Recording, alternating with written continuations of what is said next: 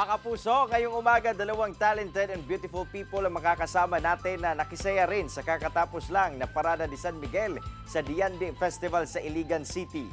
Magandang umaga, Thea Ashley and Prince Clemente. Welcome to Iligan City and sa At Home with GMA Regional TV. Hi, good morning hello mga kapuso. kapuso. Hello sa mga ano natin dyan, taga At Home with Regional TV. Yes! Kitang-kita rin naman ang saya na nararamdaman ng ating mga kapuso dahil sa inyong dalawa.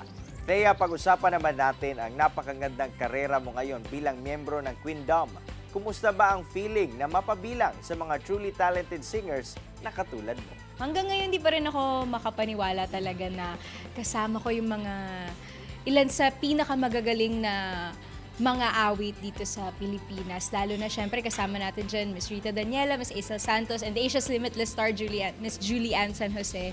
And eto na nga, ngayon pa mapapabilang ako sa first ever concert namin this coming December. Kaya very blessed talaga yung pakiramdam. This December 2, mangyayari rin ang kauna-unahang concert nyo na Queendom Live. Kumusta ba, Thea, ang mga preparasyon nga ginagawa mo sa ngayon? Ngayon, nasa ano pa lang kami, parang planning stages kung ano ba yung mangyayari sa concert. First ng Queendom at ako rin personally, first ever concert ko ito na, ay, Diyos ko, parang napakalaking blessing at hindi pa rin ako talaga makapaniwala na kabilang ako dito. Prince, isa ka sa mga in-demand actors sa bagong henerasyon. Napakaraming projects ang nakahilera sa iyo at isa na rito ang Black Rider. Sino ba ang gagampanan mo rito at ano ang mga dapat abangan?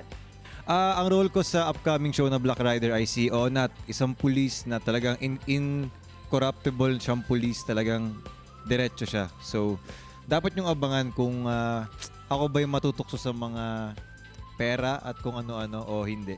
Nako Prince, marami rin ang palaging kinikilig sa inyo ni Althea Ablan. Kumusta ba ang relasyon ninyong dalawa?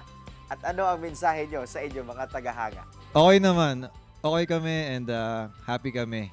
And yun, see you pag-uwi. This time, Thea and Prince, imbitahan nyo ang ating mga kapuso na patuloy kayong suportahan sa inyong mga ginagawa.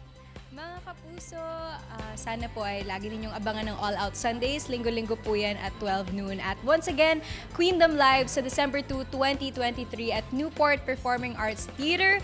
You can get your tickets at gmanetwork.com/synergy at sa ticketworld.com.ph. See you there! Ako naman, follow niyo ako sa mga social media accounts ko, Prince Clemente. Sa lahat, IG, Twitter, Facebook, TikTok. Daghang salamat, Thea and Prince, sa oras na inyong ibinigay dito sa At Home with GMA Regional TV. Kini ang At Home with GMA Regional TV.